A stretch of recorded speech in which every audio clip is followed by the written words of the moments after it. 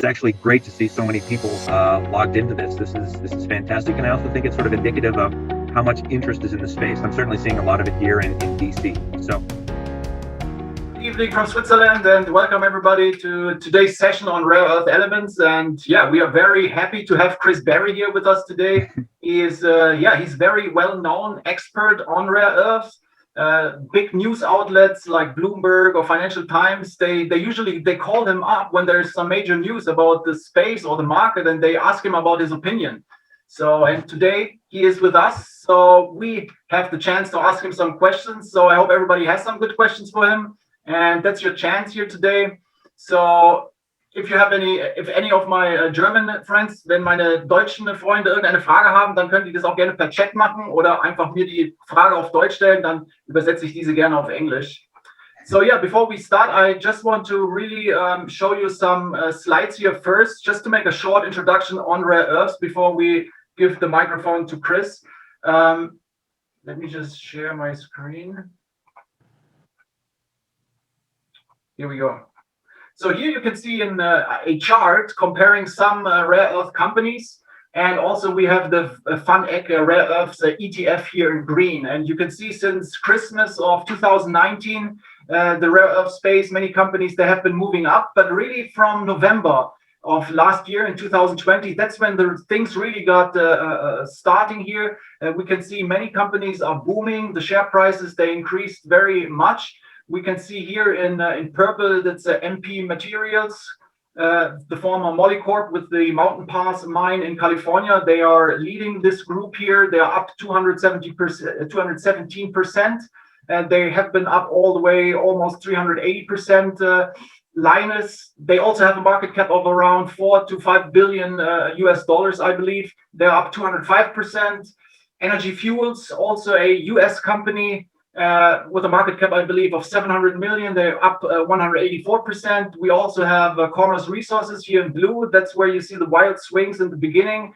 It's because their market cap is around 30 million, so they move up much stronger, but also on the downside, they tend to move, of course, a little bit steeper. Yes, also Neo Performance, they also have a market cap of around $700 million. They're up 83%. And yeah, so I'm really curious to hear also from Chris, what was really the reason why in November everything started to take off. I know that the prices for a lot of rare earth metals, they have been also going up since that time. So it's not really a surprise that these share prices are going up, but I believe we are in a new bull market for rare earths. And I'm really curious also to see what Chris has to say. So 2 weeks ago, I published a report on Commerce Resources and also on the rare earths market. So take a look at this and you will probably quickly find out that I'm a big fan of Commerce and since many years, and I believe they are now really ready to make a difference. They raised some $5 million a couple of months ago, and I believe today they announced another $2 million raise. So obviously investors' demand is very strong these days. So with $7 million in the bank, I'm really looking forward to Chris' presentation later on to find out how he plans to spend all that money to get really this project in Quebec to the next level. Tormont Group also from Canada, they published also a research report on Commerce Resources 2 weeks ago, and they also took a dive into the market. Also very interesting comments they had about the market here, and it's available also on the website, but also when you contact Chris. So yeah, you've probably heard it many times in the media everywhere. The green wave is among us. Everything is going green now, if you like it or not. But yeah, I bet you like making money. And I believe that the green wave is a big, big opportunity for investors to make a lot of money over the next years. It's a huge new mega trend that, in my opinion, is just about getting started. So yeah, green wave, it's all about electric vehicles, renewable energy, and also energy storage, and clean tech is on the rise, and the new economic mega trend is happening around the globe. So yeah, and while the media is of course full of articles on all the metals that are needed to make the green wave a success, like copper, nickel, lithium, cobalt, graphite, there's also a group of 16 or 17 metals that are called rare earth elements, or short REEs. Actually, they're not rare at all, but it's very rare or very difficult for humans to successfully separate them from each other, because they normally They all come together in the rock, all these 17 elements. And yeah, you can find them in all kinds of rocks, even in your granite tabletop. There are rare earth elements. So the name rare earth is a little bit confusing for sure, but it's really difficult to separate them. Okay, anyways, here we can see that REEs, they have all kinds of important applications in the industry. Here we can see smartphones. For example, an iPhone, it contains 8 different rare earths, while other smartphones, they use 16 of those 17 REEs. We also have, of course, the electric vehicles. For example, the electric Toyota Prius, it uses 25 kilograms of rare earths. Compare that to only 1 kilogram in a normal combustion engine vehicle. Yeah, and the UBS investment bank, they predicted recently that the electric vehicle penetration will increase from around 4% today, that's about 3 million electric vehicles per year, to about 50% by 2030. That's 46 million electric vehicles per year.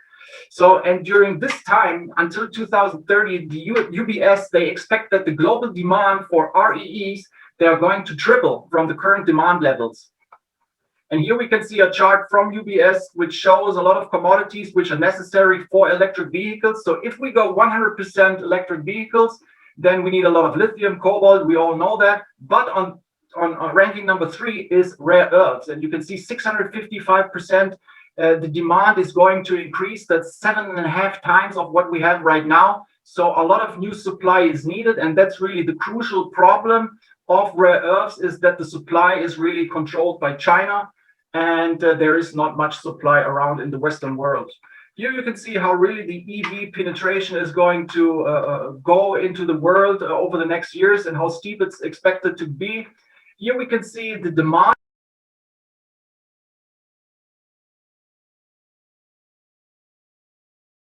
The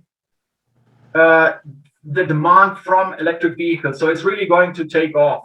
But it's not only electric vehicles which are important, but also other industry, other products. They require a lot of rare earths, like this this ship. It's a military ship. It requires 2,300 kilograms of rare earth. So that's 2.3 tons of these metals. That's a lot. But we also have like other military, like this Lightning aircraft. It requires 400 kilograms of rare earths. But we also have this SSN 774 Virginia class submarine. It uses more than 4,000 kilograms of rare earths. You can see a lot of technique is here, a lot of technology. So it uses a lot of these metals. Also, wind turbines, they require about 150 kilograms of rare earths per megawatt. So if the world is going to increase the wind turbines, then a lot of new demand for that will be, of course, created. So yeah, rare earths they are really important for the national and economic security for a lot of countries. That's because, as I mentioned, 80% about global supply is controlled by China. It used to be much more than 80%, but Linus and also MP Materials, they are ramping up production, and yeah, they're getting into the market. And yeah, I'm really looking forward what Chris has to say about all this. What's his take on the rare earth space these days, and if he thinks that we are back into a new and long-term bull market in this very interesting space.